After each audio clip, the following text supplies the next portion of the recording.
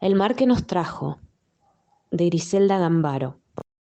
En el verano del 89 se produjeron dos acontecimientos importantes en la vida de Agostino, cuyo transcurso no le había deparado sufrimientos ni alternativas notables.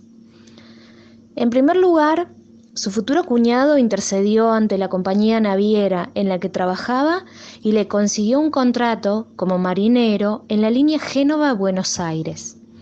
En segundo lugar, se casó con Adele. Él tenía 19 años y hasta ese momento solo había conocido la isla y el mar que la rodeaba. Cada atardecer, salvo que el tiempo lo impidiera, salía en barca, bajo patrón, en jornadas que según la pesca concluían al amanecer o al mediodía siguiente. Se trabajaba mucho y se ganaba poco. En cambio, marinero en un buque de ultramar, su porvenir sería distinto, y bien lo sabía por los paisanos embarcados que cada 2 o 3 meses regresaban a la isla con provisiones exóticas, regalos y dinero en el bolsillo. Decían que el trabajo distraía de la ausencia. Agostino recibió las felicitaciones de sus compañeros, ligeramente resentidas en los más jóvenes que envidiaban un destino semejante. A 2 o 3 podría sonreírles la fortuna, como había sucedido con Agostino, pero la mayoría poco conocería del mundo. Ellos estarían condenados al mismo ritmo de trabajo toda la vida: la pesca, la venta a precios viles y el ocio destinado al arreglo de las redes. Solo tenían a su favor el mar, habitualmente sereno, pero que de vez en cuando también se encabritaba. Agostino estaba muy enamorado de Adele, que había cumplido 17 años. Cuando la familia de ella impuso el casamiento, Agostino aceptó. El padre y los 2 hermanos mayores, Cesare y Renato, en una reunión solo de hombres dijeron: Adele era honesta, el viaje sería largo. Un novio que parte no otorga la misma seguridad que un marido que parte. En este caso estarían los votos de fidelidad pronunciados, el compromiso asumido ante Dios de una vida compartida hasta la muerte. Tenían rostros severos, discurso solemne, y Agostino no hubiera podido escapar de la reunión sin acceder al casamiento. Pero él también lo deseaba. Brillaban sus ojos cuando estrechó las manos del padre y de los hermanos de Adele, cuando brindaron con vino antes de llamar a las mujeres. Ellas acudieron y se unieron al brindis con un fondo de vino en los vasos. Agostino miró furtivamente a Adele, no para avisorar su sonrisa feliz, sino su cuerpo generoso, los senos firmes bajo el vestido. Falto de aire, respiró con la boca abierta. Se moría de calentura por Adele, a la que nunca dejaban sola. De ella solo había tocado los dedos de su mano, porque los ojos escrutadores de la madre o de la abuela no los abandonaban un instante, fijos y recelosos, como si un suspiro de distracción pudiera desencadenar una hecatombe. Conocía la voz de Adele, un poco ronca, pero esa voz nunca le decía sino palabras que todos podían escuchar. La deseaba íntima y secreta, con tanta fuerza como deseaba su cuerpo. Decidida la boda, los padres de Adele completaron las piezas del ajuar. Se dieron el mejor cuarto de la casa y la fiesta se celebró un día luminoso de fines de verano, que terminó en lluvia.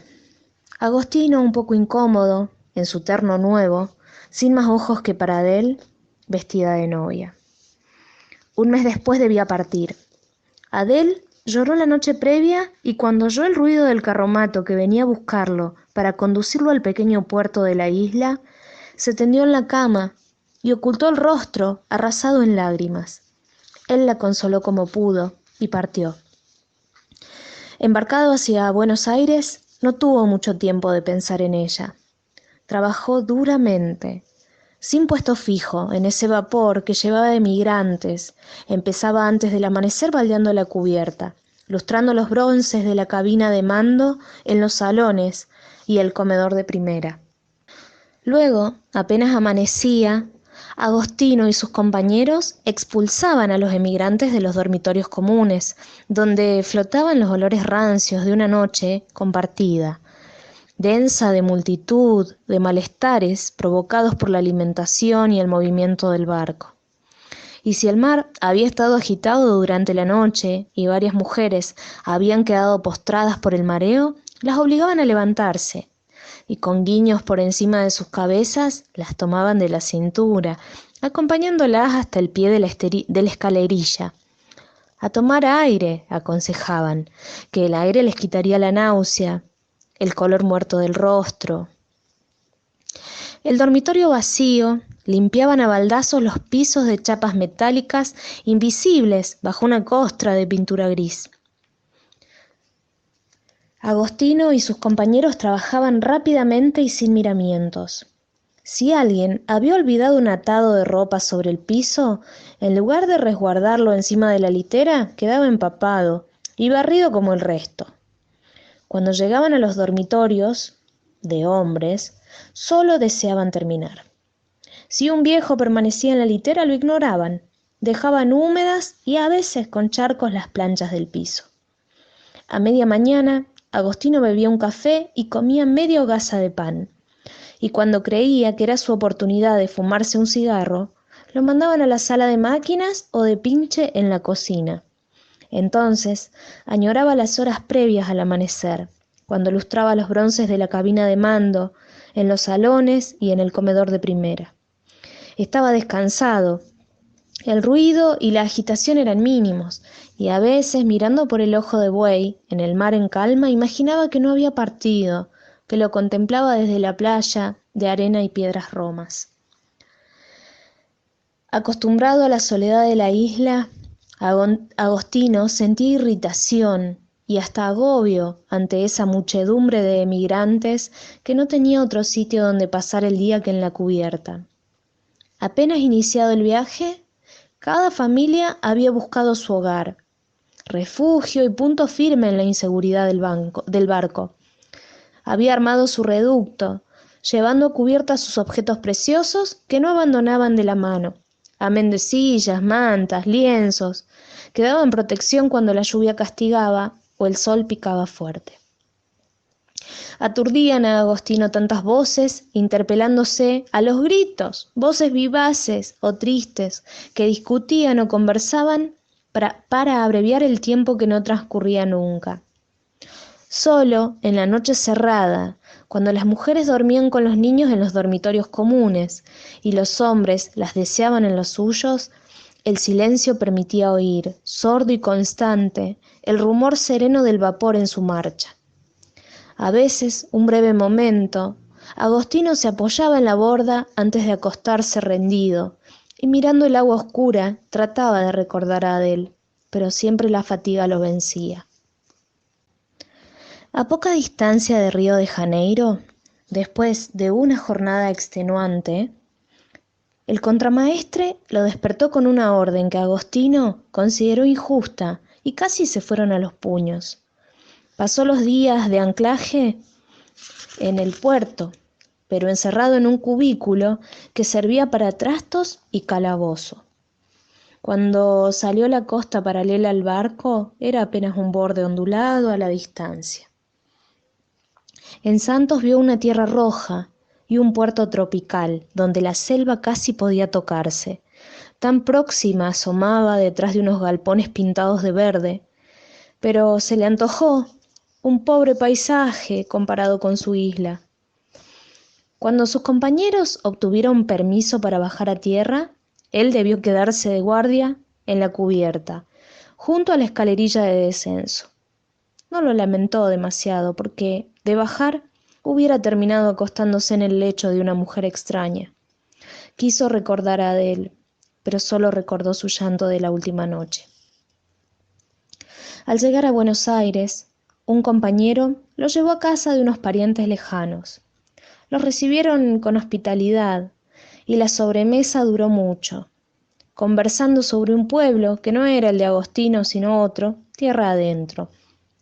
Mientras los demás hablaban y el país natal se tornaba región incomparable, los ojos de Agostino seguían a una muchacha que servía la mesa y traía los platos desde la cocina. No se sentó con ellos. Era delgada, de rasgos afinados y cabellos castaños. Cuando sus ojos encontraban a los de Agostino, bajaba la vista y enrojecía vivamente. Dejó caer un plato y los dueños de la casa la reprendieron de una manera familiar, apenas ruda. Al despedirse, Agostino le preguntó su nombre. Había sonado con frecuencia cuando le ordenaban: trae el vino, trae la pasta. Ella recogía la mesa y sus manos temblaron. Luisa, dijo, sin volverse.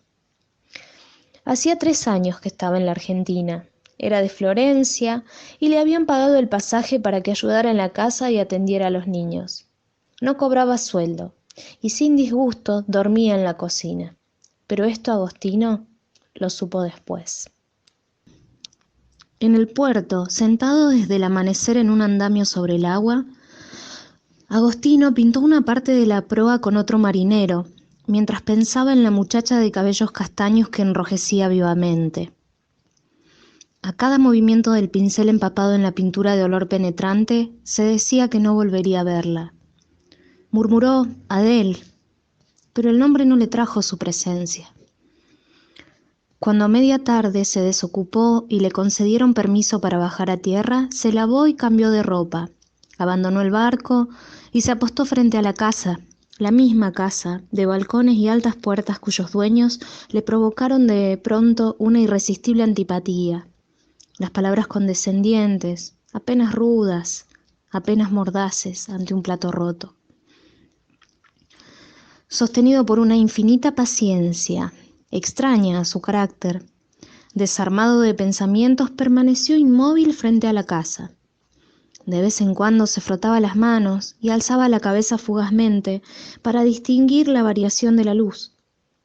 Fue atardeciendo, pero antes de que cerrara la noche, ella salió. Llevaba un delantal con pechera sobre el vestido gris y cargaba un canasto de compras. Descubrió a Agostino en la vereda de enfrente y una llamarada le subió al rostro.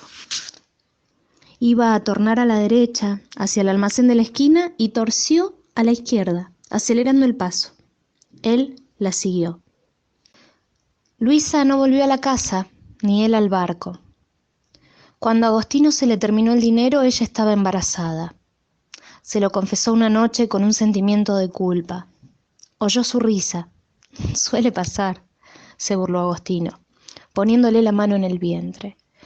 Y ella, llena de gratitud, se dijo que no lo merecía. Él se durmió pronto, con la sombra de una preocupación en la sonrisa que ella no vio en la oscuridad. Si disfrutaste este contenido, te sugerimos presionar la campanita y suscribirte a nuestro canal para enterarte cuando haya publicaciones nuevas. Muchas gracias por tu escucha. Audiolibros de SEA.